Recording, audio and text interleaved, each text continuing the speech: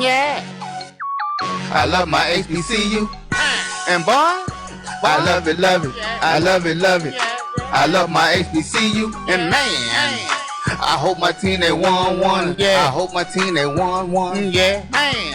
I hope my team they won one. Yeah. I hope my team they won one. Yeah. I tune into the HBCU Sports Lab to see if my team won or lost. If they lost, I'm quiet as a mouse. But if they won, keep tab. I'ma do the dab, yeah. Dr. Cavil, he know what he be talking about. Mike and Charles, they know what they be talking about.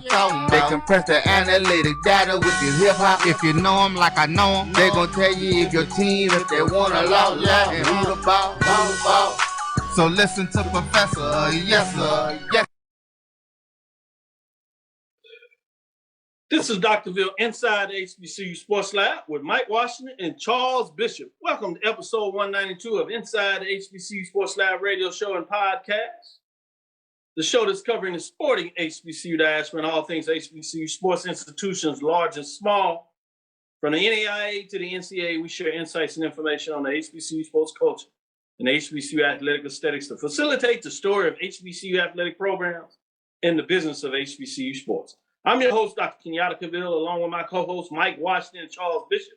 Yes, Mike Washington is back stateside. Check that out. We got Charles Bishop with Hollywood, gonna say. He got Charles with his shades on. They acting up already. We are filming from our home studios, sending the signal live, KCOH 1230 AM studios and around the world like these guys really are. With Texas Radio Hall of Famer Ralph Cooper in the beautiful home of Texas Southern University from Houston, Texas. Charles, may I ask you why you have the shades on? I think I may know, but I need to officially make sure I'm understanding this. Well, Doc, I think right now, I don't know, my season, my future looks pretty bright. I thought I'd put these shades on.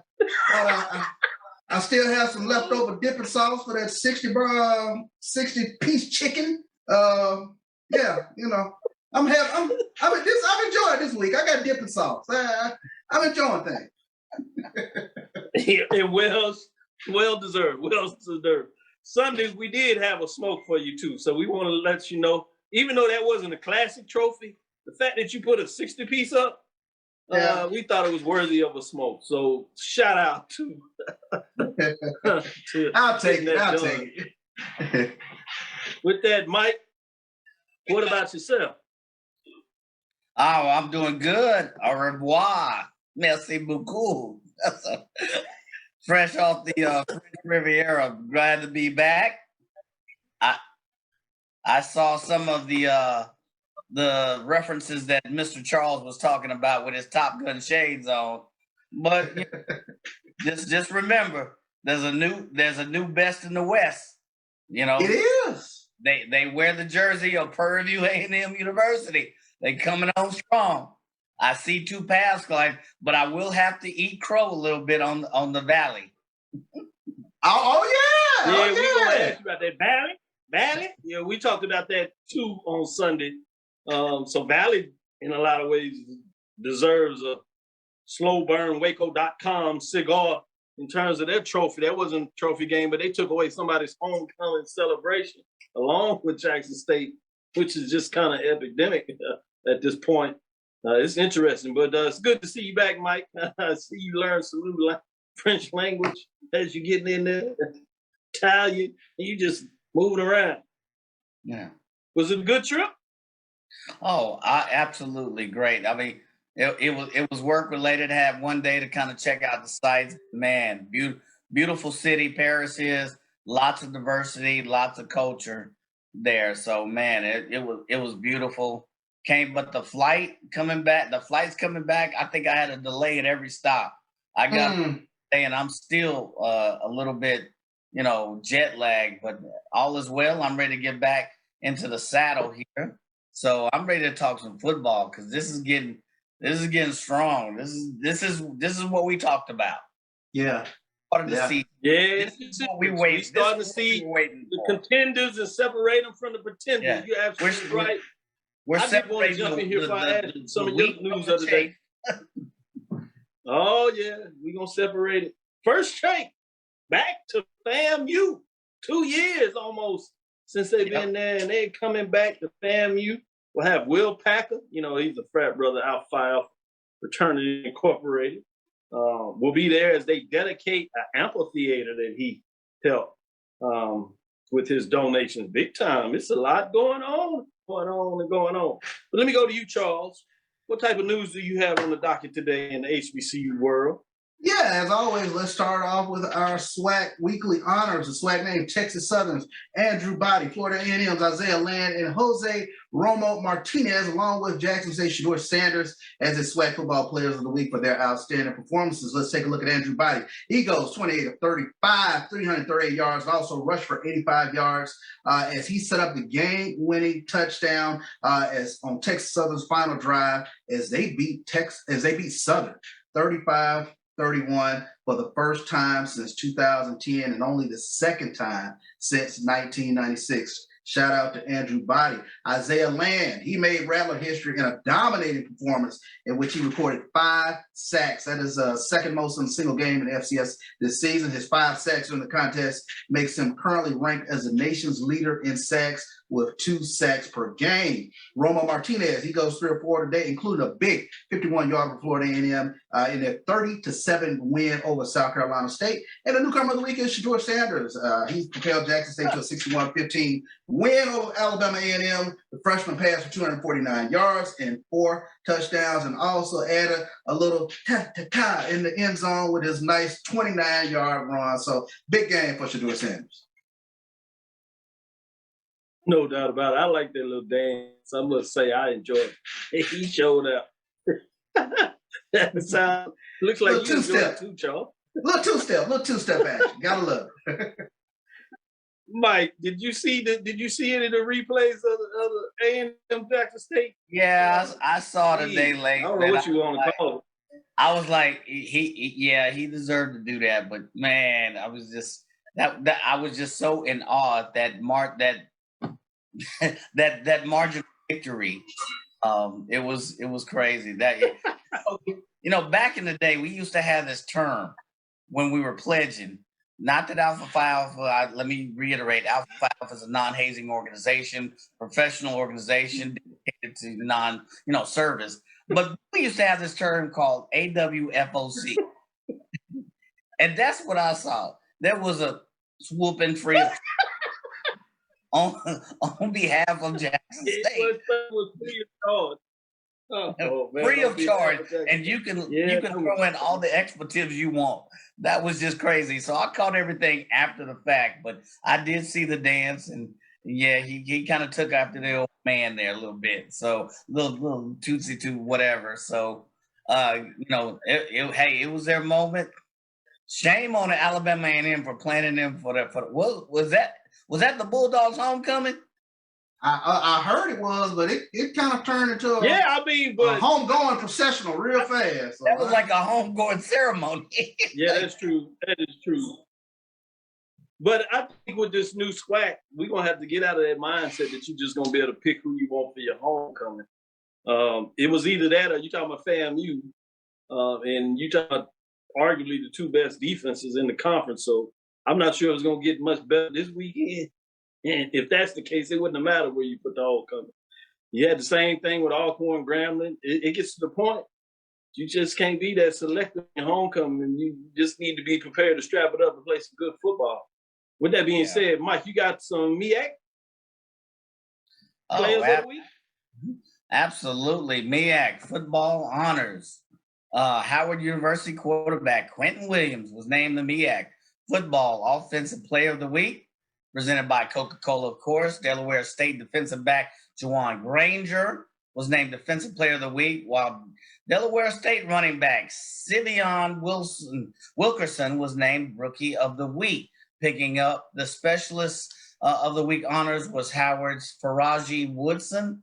Now going back to Quentin Williams, quarterback, 6'4", recorded his second 300-yard game of the season and leading the Bisons to a 27-0 victory over the Morgan State Bears in their MEAC openers. He was 19 of 32 for 337 yards and a couple of TDs. including a program record 97-yard bomb to Antoine Murray in the third quarter. Granger, Jawan Granger, that is, was all over the field in the Hornets' win over Virginia University of Lynchburg, racking up 4 tackles, all solo, an interception, 2 sacks, forced fumble, Big Mac, fries, shake, whatever goes with it. And Sivion Wilkerson, who is the leading rushing back in the MEAC, all 5'9" of him, 205 pound freshman, topped the 100-yard rushing mark for the second week in a row, racking up 101 yards, 2 touchdowns, and a blowout win over Virginia University of Lynchburg. The MEAC's leading rusher, of course, did I mention? Oh, yeah, he's the MEAC's leading rusher. He's averaging over 7 yards per carry. So kudos to him. And then, of course, Faraji Woodson, he connected on 2 field goals. 35 and 36 yards. He was perfect. 3 for 3 on point after attempts, or PATs, as they're affectionately known, to account for 9 points in the Bison's shutout win over Morgan State. So there is. That got ugly on Friday night. It got ugly fast, yeah. Well, it wasn't that fast, but it got ugly on Friday night with the shutout. Every time it looked like Morgan State was going to try to get something going, big play, it got called back in penalty. One of them was like 3 or 4 penalties when they got first down, big plays on the same drive. Ooh. And then, like you said, in the second half, it got ugly. Really ugly. With that being said, let me shout out Sarah Beverly, Franklin Nelson, Chuck Hunt, always in the house. Ricky Burton says, good evening. Steve Gaithers says, Charles smoking on that Bulldog pack. Oh, wow. Jamie O. Walker says, hello all. Dwight Moore, Willie Alex Hine in the building. Yes, read my new piece on Valley on HBCU Gameday. Yeah, good read. Valley, yeah. Love. Great stuff. Mm-hmm. A.D. Drew, Michael Washington, Valley with the question mark. They control their own destiny. Only team other than Jackson State that control their own destiny in the East over there. Who would have thought that after week 5? Man, it's getting good. Roosevelt Huggins in the house says, man, Charles Bishop, I don't know you anymore. T. Foster, Lonnie Shaw. People like you better when you wasn't with it, Charles. Yeah, when it comes to prime time, ain't no fun when the rabbit got the gun. It sounds like it. Aggie Pride, Amos Fawcett. They got a big one this weekend, Kennesaw. Yeah. We'll get Kennesaw State. We'll probably talk about that on Thursday. But yeah, that's a big game. They get a chance to really make their first statement in the Big South. Kind of got caught up this weekend, but they got it done. That's what counts to win. Jalen Riley, Willie Alex Hine, where we say Stephen A. Miller. Shout out to these individuals. Shout out some more. Carl Edmond in the house. Let me go back to you, Charles. What else do you have on the palette in terms of HBCU news? Let me give a special shout out to Rob J, who's been a long time play-by-play voice for Jackson State, but got word today that he will be inducted into the Jackson State Sports Hall of Fame, the 2021, one of the 2021 inductees. So he's an individual that I've watched for a tremendous number of years, especially growing up watching him on Sports Journal and his work at WLBT as well as WJSU TV. But definitely want to send a shout out to Rob J on his honor, which he was bestowed today. Congratulations, Rob J. That's a big one, big one. Mike, let me go back to you and see what other news you have before we take this break. Yeah, so I know we're talking about football. Talk about golf. J.R. Smith came up solid in his golf debut for North Carolina A&T. Former NBA player, J.R. Smith. That's nice. Yes. Nice. NBA digging in the player, chair. I see you. So he made his college debut for the men's golf team on Monday at a par 71 on the 6,867 yard Alamance Country Club golf course. Smith's first round included 2 birdies, 6 pars. His second round card had 1 birdie and 10 pars. And Smith shot a first round 12 over 83 before shooting a second round 7 over 78 to finish the day 19 over 161. Smith's first collegiate birdie occurred on the par 4, 460-yard, number 7. 460 yards. Man. Charles, I think you'd have to make that shot. I don't make that shot. I'm still a little bit rusty. So he didn't birdie the par 382-yard ninth. His lone second-round birdie came on the 464-yard par 5-6. So as a team, the Aggies are in 11th place with an 18 over 586. Elon, the tournament host, is in first place. So kudos to J.R. Smith on his debut. There was a lot of numbers, but for those of you that play golf, to get a couple of birdies in, to get that many pars in on a difficult and very long course is not easy. So congratulations, hats off to former NBA star J.R. Smith in his golf debut with the North Carolina A&T Aggies. Well, we're going to ask our resident golfer on the show, Professor Bishop, what were your thoughts on his first golf outing?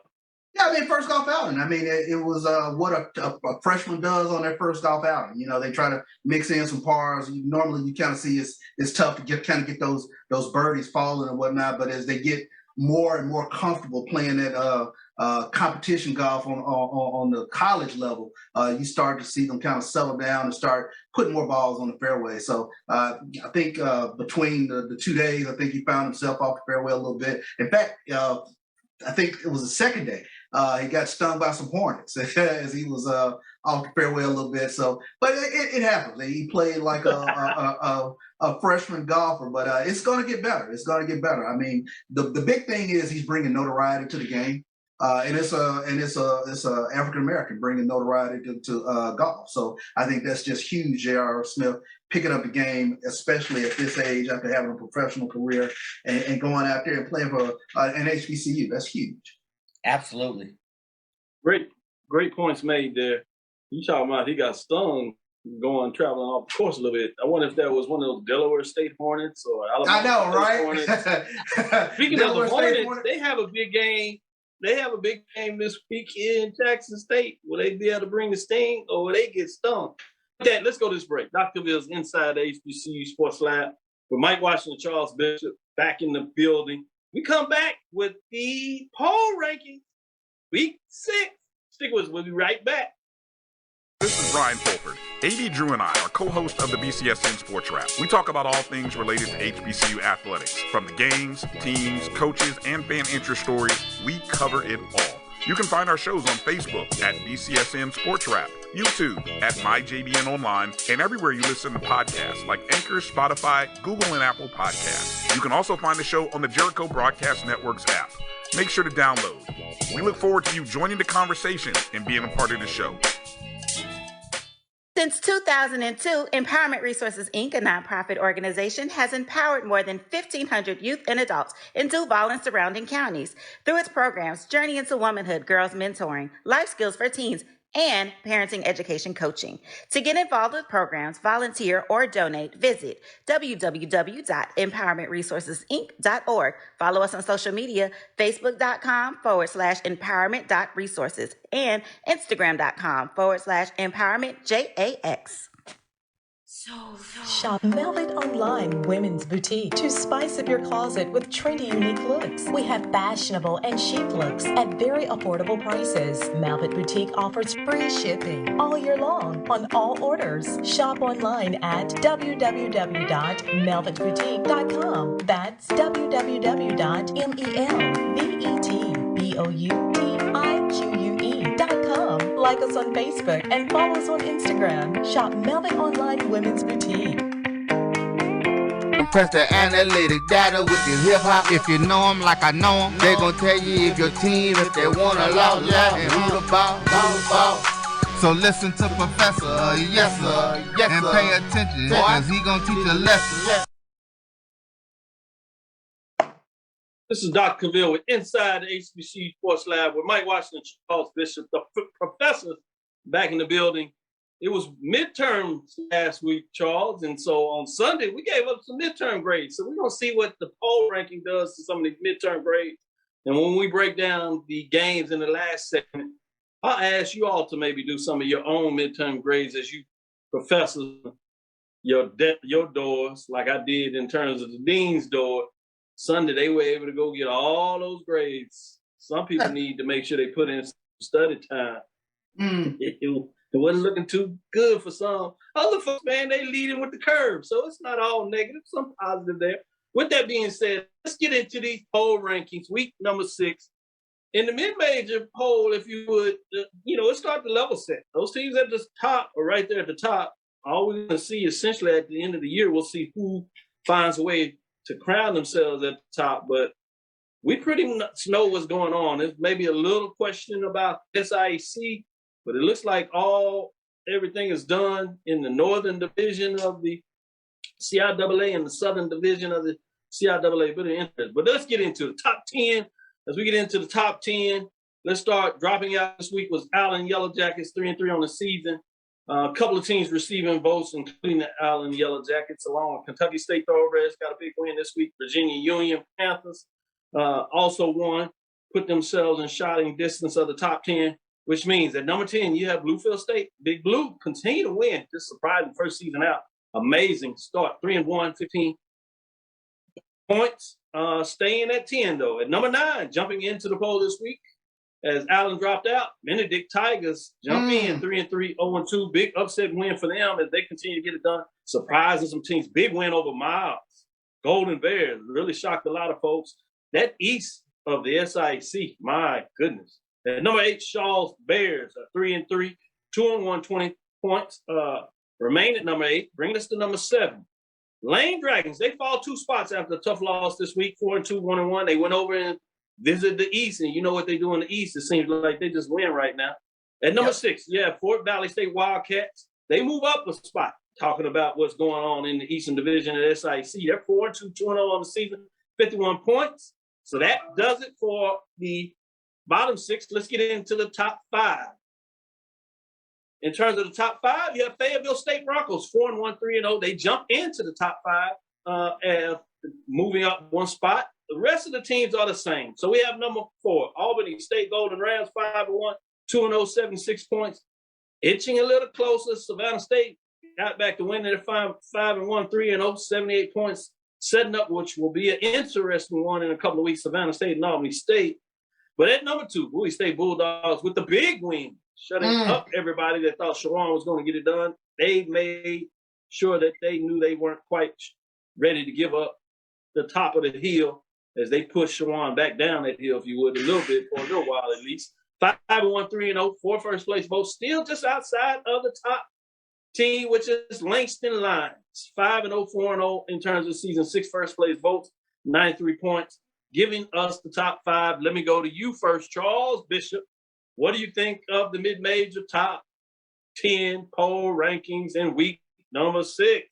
Well, we got some shakeup there, and what the thing that jumps out at me is, boy, Savannah State and Bowie State, they're eating up those first place votes. They're right there on Lane. I'm sorry, Langston, when you take a look at it. But you had some surprises, I think, this past week. One of the ones that I took special note of, Dr. Cavil, is Kentucky State receiving votes. I've never seen almost 500 yards of rushing. I think they had 472 yards of rushing, and I think it was 10 different players. I think if the first 100 people showed up, they got a carry in that game. So they had 10 different people rush for some yards in that game. But, just some shakeup going on in the SIAC that I didn't see this past week. Benedict, that's a huge win over Miles to me. You take a look at that. Like I said, Kentucky State and Lane. Lane, I thought, was one of the hotter teams going in the SIC, and I wanted to kind of see what they were going to be doing moving up. But, 472 yards rushing, ain't nothing you can do with that but take that L. So, it is what it is on that. But just some good action this past week. Nice little shake-up over there in the mid-major polls. And shout out to Morehouse getting that first win. Didn't see that coming over Tuskegee. Yeah, that was a big one. Big weekend in Alabama. Not all going their way, but a big weekend. Can you deposit those L's in the bank, Charles? You better. you ain't got a choice. You can't walk around with them in your pocket. With that said, Professor Washington, what are your thoughts in terms of the mid-major top 10, week number 6.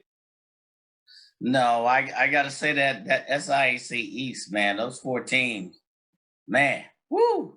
I still think Savannah State is the top team. I'm not sold on Langston just yet as a top team. I look at strength of schedule. Savannah State's looking really strong. But you could argue, I guess you could argue anyway at this point. I think you have the right 5 up there without question. Fort Valley State is looking strong despite an earlier setback, loss they had. They came back looking strong, with a solid win over Central State. So, we'll see. But that East in the SIAC, woo, man. I thought I thought Lane would be a little bit stronger than they've proven to be. So that's surprising as well. Points well taken there, as you broke that down. Is it possible, like in 2022, early part of the season non-conference, can we get like a Savannah State, Bowie State matchup, Albany State, Fayetteville State matchup? I mean, is that possible? If I'm asking too much? Those would be fun games. Those would be fun games. I need to see Bowie State against Savannah State. That would be a real good one. Oh man. Yeah, we just get a 2 year. Yeah, that defense is legit. Like I know they can score points, but they showed me something against Juwan this past week. That was real. Can we get like a 2 year, series home and away between those? Who we get one played in the SIAC territory the first year, and then the other one played in CIAA territory. We get some of those top teams in those divisions, if you would, and see what comes out. Well, who knows? Maybe we see it in the playoffs this year because both teams are making that run. We'll see what it looks like. With that being said, let's get into this major division. Major division, as we look at the top 10, there were some changes. 2 teams dropping the top 10. Everybody wants to know, how far does Alabama A&M Bulldogs fall? Do they fall out of the top 5? Do they fall out of the top 10? Well, let's see. The 2 teams dropping out this week were Grambling State Tigers and Southern Jaguars, 2-4 and 2-3 respectively. This early in the season, who would have thought that your top 10 poll would be out a Louisiana school? Boy, I tell you, and really without either one of them. Wow. At number 10, well, let me say receiving votes is Hampton Pirates, as you can see. Southern Jaguars still are receiving some votes. Top 10, Tennessee State Tigers, 2-3. They did not play last week, but they stay in the poll at number 10. At number 9, debut winners, Delaware State Hornets, 3-3 on the season. They snuck up and had a couple of wins in a row, getting it done. 19 points, not ranked previously, so they jump in the poll. At number 8, Alabama A&M Bulldogs, they fall all the way from number 1. They stay in the top 10, but outside of the top 5, 3-2, 1-2, 25 points as they fall from that number 1 a couple of weeks ago after the loss to Grambling, fall for number 3. So 5 spots as they come tumbling down. Their neighbor, though, number 7, Alabama State Hornets, 3-2. Big win over the Western Division that everybody was talking about. They get it done against Arkansas Pine Bluff in terms of 3-2, 2-1, 43 points. Not ranked last week. At number 6, you have Auburn State Braves, 3-2, 2-0, 57 points, moving up 1 spot. Let's get into the top 5 where it really gets interesting. You have number 5, North Carolina A&T State Aggies. They jump into the top 5 after a close victory. They do get it done, winning strong early, but had to hold on, 3-2, 2-0, 58 points, moving up 1 spot. At number 4, Norfolk State Spartans did not play this week, 3-2, but they hold on to the 4th spot, 69 points. At number 3, Florida A&M Rattlers, 3-2, 2-1, 97. They move up 2 spots, I should say, after their near second shutout. They have played like 6-7 straight quarters without the team scoring, holding teams to less than a touchdown in multiple games. We see now that opening weekend game between Jackson State and FAMU that featured 2 tough defenses. It wasn't that the offenses were that bad. We finding out quickly that those defenses were just as strong. And every week, that loss, if you want to look at it, way to Jackson State just becomes as strong because we're seeing how strong Jackson State is. What brings us to number 2? Prairie View A&M Panthers quietly moving up the charts. They stay at number 2, solidifying. They have a big test this week as they hit the road for their longest trip in the conference now, going to Daytona Beach. 4-1, 3-0. Yes, the Bethune-Cookman is 0-6, but it'll be interesting to see what that looks like for our first place votes. Because now, not only they're chasing wins, now they're chasing with Jackson State to make sure they can maybe stay undefeated to see who's going to host that championship game. And then you got these things, you looking at playoff spot. All these things are interesting to see what's going on. Poll ranks and things of that nature. So fascinating as things go forward. 109 points. Bring us to number 1. Jackson State Tigers shouldn't surprise anyone. Second consecutive week, 4-1, 2-0. 8 first place votes. They make a statement as they hold on to that number 1 voting place, 114 points. Let me go to you, Mike. What's your thoughts on the top 10 poll rankings for the major division? No, first of all, Alabama A&M should have fell out of the top 5. You could use an argument if it's even close. So yes, they fell out of top 5. Remember at the beginning of the season, you asked us, Dr. Cavil, our top 3 in each side. So how does that shake out now? Southern falling out, Alabama A&M getting in their homecoming. I mean, are the top 3 in East coming into the season? And are the top 3 still the top 3? Prairie View at best was picked at number 3 or 4 in the West at best by most prognosticators, even the SWAC. And now look, they're number 1 in the West. And then Jackson State was picked number 2, number 3. Most people were saying Alabama A&M or FAMU. So it's amazing. We come mid-season, and now we see where who's rising. Is the cream de la cream is really rising. So that's what stands out to me at mid-season. I agree with your poll. There's for once I have no argument against your poll.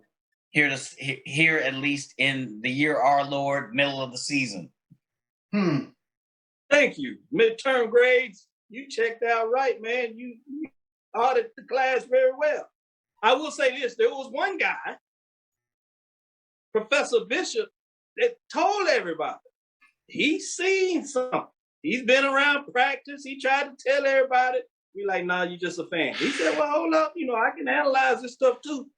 So credit, but before I let his shine that much, his head is getting a little bright. He already told you about the shade. What are your thoughts on the top 10? The top 10, the first one that jumps out at me is I know Grambling has a head-to-head win over Tennessee State, and Grambling dropped out, but Tennessee State is sitting there at number 10. But I'd make an argument for Mississippi Valley. They're a 2-win team too, so I'd make an argument for the Valley to jump into the polls. But you have a very intriguing matchup, I think, this weekend with Jackson State and Alabama State, number 7 versus number 1. Alabama State has beaten Jackson State 5 out of the last 6 times they played each other. They played them very, very hard. This weekend will be no different. And Jackson State is going to have to move on beyond Alabama A&M. It was a good win. It was what it was, but it's Tuesday. You got to turn the page, Jackson State fan, and focus your energies towards Alabama State, because I think that's going to be a really good game. Miles Crowley is showed himself to be a very good quarterback last week, going 20 of 28 for almost 300 yards against UAPB. Alcorn and Mississippi Valley. That game turns into something that I think might be very, very interesting this weekend. With Valley with a little 2-game win streak and feeling pretty confident with Alcorn coming in to Itta-Bena. So keep an eye out for that this weekend. Is that game in Itta-Bena? That game is in Itta-Bena. Yes, it is. Oh, yep. That is a watch-out game. That's another data point. Yeah, and from 5-4-3-2, I can't disagree with any of those teams. North Carolina State, North Carolina A&T, they struggled a little bit with North Alabama. Wasn't expecting that. They did pull it on out, but they should not have fought like that, I believe, with an 0-5 team. So, yep, I agree with that too. I know they tried to lay some people's concerns about it, but the point is they got the W. They get a chance to make a real statement this weekend. They can really put the eyeballs where they're supposed to be, regardless of what they did. They have a chance to make the statement in regards to the reason that they at least have told everybody they made the move. So we'll see what that looks like. And your points are well taken in both of you all in terms of top poll rankings. I like what you said about number 10 in terms of Tennessee State versus Mississippi Valley State. Mississippi Valley State does have 2 Division I FCS wins, while Tennessee State only has 1, in addition to the loss. Now, you have to factor in that you have 4 losses for Mississippi Valley, which is a little factor in there. But in terms of receiving some, maybe they should get some recognitions. We'll see what's outside of that. I didn't put them in the receiving votes, but to your point, they are right behind Southern Jaguars. So they are looking in there. They have a chance to make a major statement at home against Alcorn, which is doing what a championship team does, winning games, but they're not impressive as they were a couple of years ago. It doesn't mean they can't turn it on at the right time, but right now, it does look like that Valley may have a chance to make a run of it. And it'll be interesting to see what happens this weekend. It would be really interesting if next week's polls comes out with a Texas Southern win and a Valley win, who can jump into that 10 and 9 next week. That'll be real interesting to see Texas Southern and Mississippi Valley ranked somewhere in the polls. That's fascinating.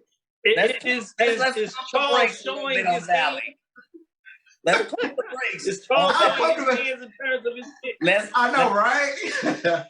Slow your roll. Pump the brakes, Mike. You're right. Breathe. Woosah. Well, this is Dr. Bill inside the HBCU. They're in my ear telling me we need to take a break. Dr. Bill's inside the HBCU Sports Lab with Mike Washington, Charles Bishop. You see the guys, they back up, they excited, going back and forth. Well, the second half of the show, we're going to break down the matchups so they really get in here. We'll sneak in with CIAA mid-major division game of the week, and then we'll get into the SIC mid-major game of the week. Stick with us for the second half of the show.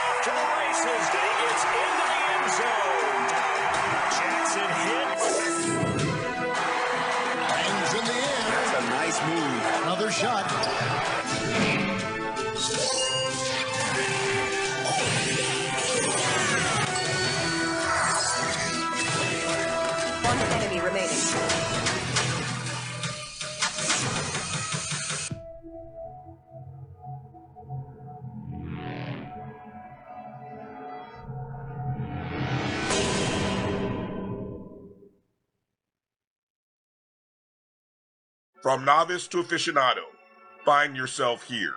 High-quality cigars plus personal customer service with Slow Burn. Visit our website, www.slowburnwaco.com.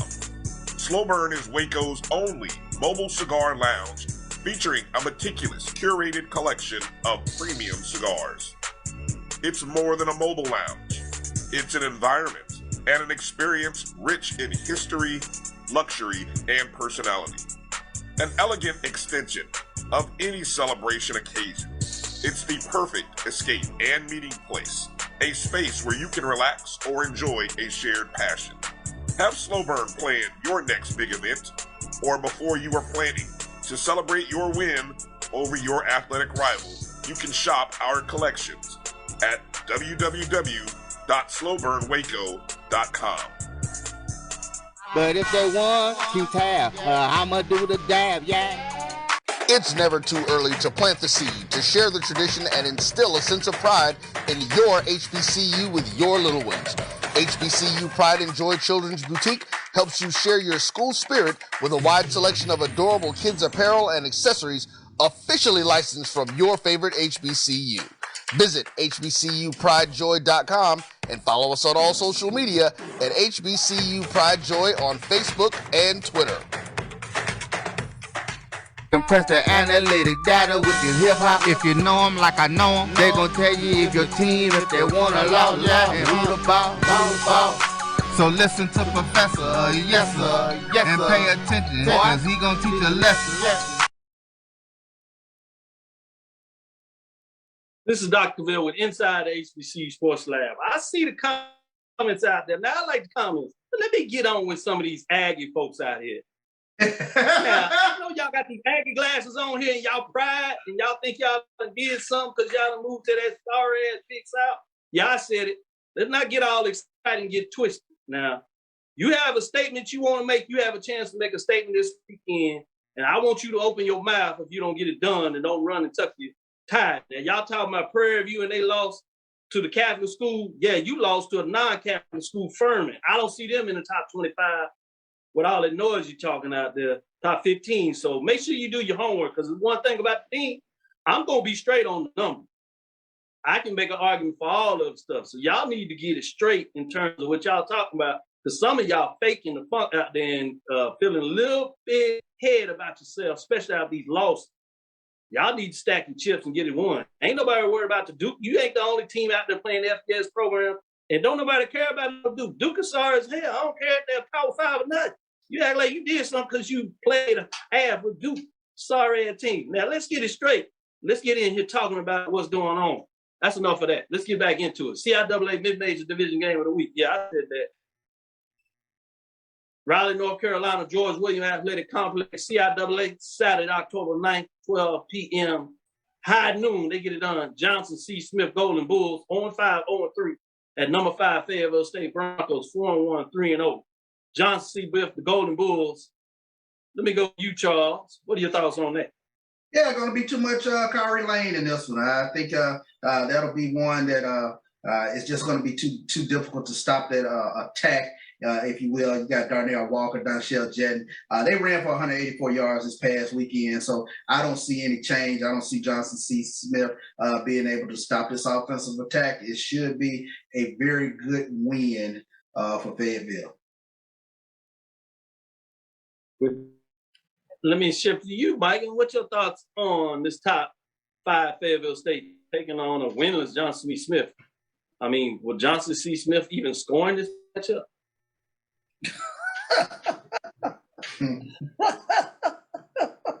I had to ask the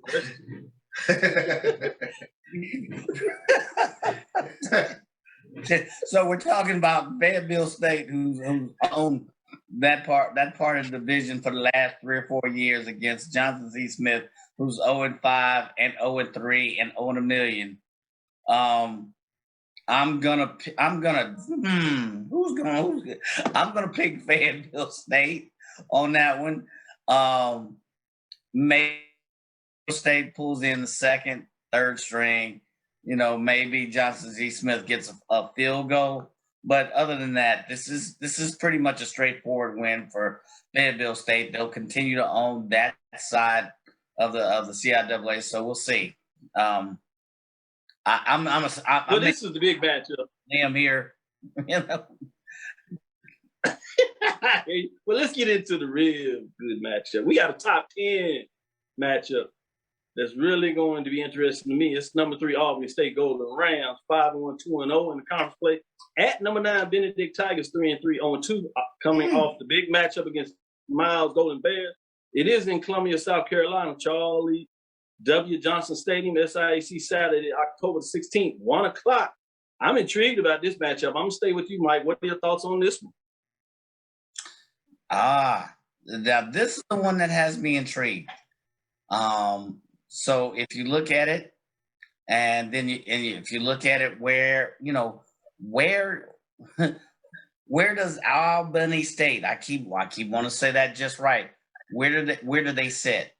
I'm gonna pick Albany State, number 1, because of their offense. I forget how many yards per game, but they're number 3 in the, at least to me, the number 2 or number 3 top team in the SIAC. I don't know. I don't see too many teams that can stop them. I'm going to go with them over Benedict, even though Benedict has a quality win over Lane. I'm going to go with Albany State in this one. Good point. Good point. Charles, what are your thoughts on this matchup? I think the question is, which Benedict do I get? Do I get this Benedict that knocked off a tough Miles, or do I get the other Benedict that had a disappointing loss out there? So, you know, you got to defend home turf, but this Albany State team is tough, and you just never know what the sauce is that they're going to give you to get the victory. They can throw the ball well. They run the ball very well, very balanced attack. And then the defense gets after you. 7 sacks this past week against Edward Water. So I think this is going to be a tough one for Benedict. I'm going to go with Albany on this one, on the road. Should be interesting. I like this top 10 matchup. SIC is front and center this week with their top 10 mid-major matchup. It'll be fascinating to see what's going on here. With that being said, we're going to take our last break. This is Dr. Bill inside HBCU Sports Lab, and we'll be back with the major division where we'll talk about the MEAC game of the week and the SWAC game of the week. Should be interesting to see what's going on there. Stick with us for our last quarter of the show. This is Carlos Brown, letting you know that we're on the move. You can now catch the Carlos Brown Show beginning this July on the Black College Sports Network each and every Saturday from 11 to 1 Eastern Time. That's 10 to 12 Central Time. Same time, new place. On Facebook at the Carlos Brown Show and Black College Sports Network. Online at www.mybcsn.net and on the BCSN app available on Google Play and the Apple App Store. For 200 years, Montgomery, Alabama has been making history by people who had the courage to stand up for change. Today, this riverfront city has been reborn, embracing the past and looking forward to the future. From the National Memorial for Peace and Justice to the stage of the Alabama Shakespeare Festival. This is where history was and is made. We are proud to call Montgomery home, and together, we can be the change. Compress the analytic data with your hip-hop. If you know them like I know them, they gon' tell you if your team, if they want a lot, and who the ball. So listen to Professor, yes sir, and pay attention, cause he gon' teach a lesson. This is Dr. Bill with Inside HBCU Sports Lab. Let's get into the MEAC game of the week. Morgan State still struggling big time against Howard. Couldn't get it done. They're 0-5, 0-1. They have their second game in the conference, and they take on South Carolina State Bulldogs, the predicted team to win the MEAC. They've struggled quite a bit in terms of their non-conference schedule. They did have the one win against Bethune-Cookman. But it'd be interesting to see, can South Carolina State at least get off on the right foot, or will Morgan State make a statement? They got to go on the road to do it. It's in Orangeburg, South Carolina, Oliver C. Dawson Stadium. 2:30 game. It is on ESPN3. In terms of this game matchup, sticking with you, Charles, what are your thoughts in terms of this MEAC game? You know, I'm not sure. I keep waiting on South Carolina State to put their foot on the gas and do what they do, and I haven't seen it yet. Defensively, Jacoby Durant is doing what he's been expected to do. I think he'll be in the running for Defensive Player of the Year in the MEAC. But when you take a look at Corey Fields, he's been inconsistent, and I've been waiting on this Corey Fields and Shaq Davis connection. I know Shaq has been banged up a little bit, but I don't know what South Carolina State team I'm going to get from week to week. I know Florida A&M has a tremendous defense, but that score honestly was shocking to see this past weekend with FAMU and South Carolina State. I really expected a better showing from the Bulldogs. That being said, Morgan State just hasn't shown me anything, so I'm expecting South Carolina State to hold serve. Mike Washington, what are your thoughts? I concur because scoring offense, Morgan State's number 6. Scoring defense, not total offense, Morgan State, 224 yards averaging per game. South Carolina State, even though their performance is a little up and down, they are somewhere at 365 yards per game. This game's in South Carolina. Total defense, Morgan State is allowing 446 yards per game. So the odds and the numbers tell me that this is in favor of South Carolina State. You want to see them come out with a solid performance. It is a home game, so I expect South Carolina State to come out on top. Morgan State's 0-5, 0-3. They have not been able to pull together any kind of solid performance. There have been some that say that they have a strong team. I just have not seen it lit. So my hat tips in favor of South Carolina State. Let's get into the SWAC game of the week. It features the top 10 matchup in Jackson, Mississippi, homecoming Mississippi Veterans Memorial Stadium. It is 2:00 ESPN Plus game. Number 7, Alabama State Hornets, 2-1. They got a big win last week. They've been kind of playing up and down, so not sure what you're going to get, but they got a chance to make a huge statement. It is a division game. They are 2-1. They can't afford another loss, but they can actually come in and tie for first place and have the head-to-head tiebreaker, at least against Alabama State. They do have the loss to FAMU, but maybe all that won't even matter as you have the number 1 Jackson State Tigers 4-1, 2-0. Let me go to you, Mike. What are your thoughts in terms of this game, top 10 matchup? So, yes. Who's homecoming is it? I'm sorry. Diallo. It's in Jackson, Mississippi. I'm sorry. It's who's homecoming? That's a rhetorical question. Diallo.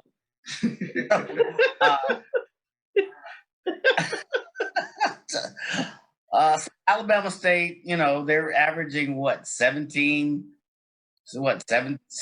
points per game. Jackson State's averaging about twice that much more per game. You got homecoming, you got Jackson State coming off a big win. You could argue, is this going to be kind of a potential letdown for Jackson State coming off this big, I don't even want to call it emotional big win. But you got the number 2 defense in the SWAC. Let's not forget Jackson State. They're playing defense. They're what they're allowing their opponents. Average. 12.6. Yeah. What is it? How many points per game? Going into the Alabama A&M game, it was 12.6 points per game. Yeah, I got 13 somewhere, so round it up. Yeah. So you got pretty much one of the top defenses in the SWAC against Alabama State, who, even though you could argue, they have a solid running back, I just think that this is Jackson State's game to lose. I don't see any letdown. I think Coach Prime and the team will have this team ready to go. That defense will be revved up. So we'll see. But I think I call it. With that being said, let me go to you. My hat tips in favor, definitely big time favor of Jackson State. Charles, what are your thoughts on this matchup? Still very much a very intriguing matchup. Like I said, Alabama State has beaten Jackson State 5 out of the last 6 times. And I think the last couple times, at least, they've come into Jackson and they've come in and gotten a victory. So really, it almost kind of negated the home field advantage sort of deal. But as we all know, this is a different Jackson State team. But this is a tough Alabama State team. Miles Crowley played tremendous last week against UAPB. They have a 2-headed monster in Ja'Cory Merritt and Ezra Gray in terms of running backs. And they have a really good receiver, a really big play receiver in Jeremiah Hickson. That being said, the formula to victory for Jackson State has been simple all season: stop the run and make you one-dimensional. And they have been able to do that thus far. So they'll be tested very well this week with Ja'Cory Merritt and Ezra Gray. But, this defense, it is reminiscent of some of the better defenses that I've ever seen at Jackson State, taking me all the way back to 1999, 1996. Even whispers of that 1987 Jackson State team that really flies after the quarterback. 30 sacks through 5 games of the season thus far. So I think, again, the formula will be simple. Stop Ezra Gray, stop Ja'Cory Merritt, and try to make Alabama State one-dimensional. And that's when those edge rushers, Niles Gaddy and James Houston, can fly off the edge. And then, of course, they bring pressure up the middle with Cornelius Miller and those guys. So it's going to be tough sled for Alabama State, but I think Jackson State is able to get the win. Man, he didn't win in the history book, Mike. He done went back and looked at the Ghost of Jackson pass. It's a serious defense when he got to go down there in memory lane talking about. They're waking up at those now. Whispers of that 80. I was like, wow. Okay, I got it. I mean, he went real deep. I'm serious. But I'm like, if you can stop Gary Quarles, you can stop a lot of other rushing backs. Yeah, I didn't have to go that deep personally, but he went Ghost of Alabama State pass. 5 years straight, it won't be 6. Oh, wow. So tune into us Thursday as we get into HBCU. Don't have classic games of the week, so we're going to take homecoming games. So we'll have HBCU mid-major homecoming game of the week. That will feature Clark Atlanta Panthers after their big win. They travel to number 3 Savannah State. Be interesting to see what that looks like. Then we'll take a picture and come back and let people know a little bit about Langston, the number 1 team in the poll ranking, at least according to CAVIL'S mid-major poll ranking. They take on Wesleyan, Texas Wesleyan Rams, 4-1. Both in terms of overall in the conference. So this is the first test that you talk about, Charles and Mike. We'll see what they can get done. Then you have, obviously, in terms of the major division, no major division classic this week. So we're going to travel to homecoming, and we're going to look at that homecoming in Grambling. Eddie G. Robinson, Texas Southern with the big win. Grambling State, can they make it to get Southern and Grambling the same year? It'd be interesting to see. You talk about a statement and maybe trying to itch in the top 10. Or fascinating to see that. Will Grambling bring Texas Southern back to earth? And the independent game of the week, if you look at it in terms of the major division, will feature number 6 North Carolina A&T State Aggies in terms of the HBCU poll ranking. Number 5, I should say, 3-2, 2-0 at Kennesaw State. That's a top 25 team, top 15 to be exact, at least according to the NCAA FCS poll rankings from the coaches. 4-1 in terms of the Big South team. 4:00 ESPN Plus game. It'd be interesting as we break that down. Another one I have my eye on that's just interesting to me to kind of see crossover. Have in Nashville, you have Tennessee Tech Golden Eagles, 2-4, 4-1, taking on a number 10 team, Tennessee State Tigers team, 2-3 and 0-1. What's fascinating to me is not much in terms of the matchup, but this is the same team, Tennessee Tech team, that took on North Carolina last week. I want to kind of see what does the matchup look like in terms of those two HBCUs, especially a week from each other. It gives us a chance to really give some inclination of where Tennessee State is, maybe where North Carolina Central is. So I'm fascinated about that matchup. So stick with us next week in Tuesday, I should say. I mean, this upcoming Thursday, and let me know your thoughts on that. So I want to say thank you for listening to Inside HBCU Sports Lab. Shout out to all the lab lecturers out there checking us out. What you got? Real quick, and I wanted to make sure I got this out there, that I wanted to get out the games that will be on ESPN this weekend, and that's definitely going to be Florida A&M and Alabama A&M, Southern Arkansas, Pine Bluff, Jackson State, and Alabama State will all be on the ESPN platforms this weekend. No, all of them will be good ones to watch. Or at least those are the SWAC ones. I'll put it that way. Those are the SWAC ones. So. Yeah. Mm-hmm. Yeah, there are a couple of other ones out there. I told you about A&T. They will be on ESPN.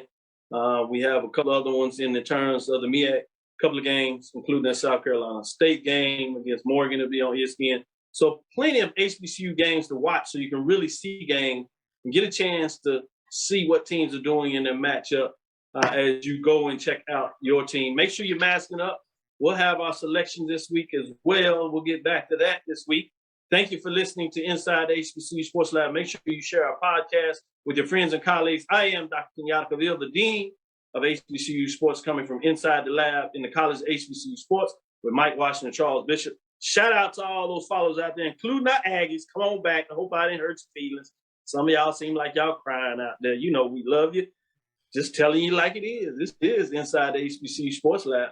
So we hope you enjoyed the dialogue. Again, we want to thank you for listening to Dr. Bill's Inside the HBCU Sports Lab with Mike Washington and Charles Bishop every Tuesday and Thursday at 6 o'clock Central Standard Time. Check us out on 9 o'clock on Sunday morning before you head to church as we talk about the matchups that weekend that just take place. I also want to sneak this in terms of the business side. I'm fascinated about that OVC Southland Conference Alliance in terms of scheduling. It's going to be interesting to see what that final alliance is. You know, both teams have 16, so you can see why they do it, but you're talking about traveling. It's going to be very intriguing. One of the things I'm talking about is if you have 5 games and you're getting back to your general 8-game conference, it'd be easy just to split it up and do a 3-3 2-year matchup where you have 3 of your teams from the OVC playing Southland teams, and then reverse it the following year in terms of home and the road. So you split those up. But if you do that, that means you're back to 8 conference games. So you only have 3 non-conference matchup, FBS matchup. You already have your Southern Heritage guaranteed game with Jackson State. It starts getting hard for Tennessee State to schedule multiple HBCUs, not including what they're able to do in their side. So it'd be fascinating to see how the sporting business of that move. I think it would have been more advantageous for at least Tennessee State, and even maybe in terms of travel distance, if you had a alliance between the Big South and OVC, where you could maybe get a couple of those Tennessee State A&T games, Tennessee State Hampton games, and then obviously your natural Big South games in there. Wasn't to be, but it's fascinating to see how the conference churning continues to tick away. And we'll keep our eyes on seeing what that means in terms of the HBCUs involved in those conferences. Again, that'll do it for us. Follow me, Dr. Kenyatta Cavil, on Twitter, Facebook, and Instagram. That's Inside the HBCU Sports Lab 1 on Twitter, Facebook, and YouTube. That's Inside the HBCU Sports Lab. Make sure you subscribe, particularly on YouTube. Like, share, and let's do what we do. Dream big. We'll continue to move forward. We will talk with you soon. Charles? Of course. Mike? Lecture. Dismissed.